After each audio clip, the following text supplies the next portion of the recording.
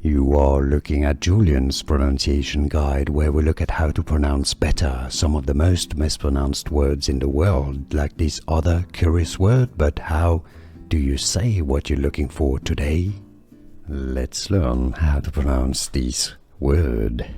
In English, British English and American English are slightly different. British English pronunciation UK, forever, forever, forever, with silent R essentially. In American English, however, in the US, it's usually pronounced as forever, forever, or forever. Here are more videos on how to pronounce more confusing words and names too many mispronounced. Like this video if you found it useful. I appreciate your support. I'll see you soon and thanks for watching.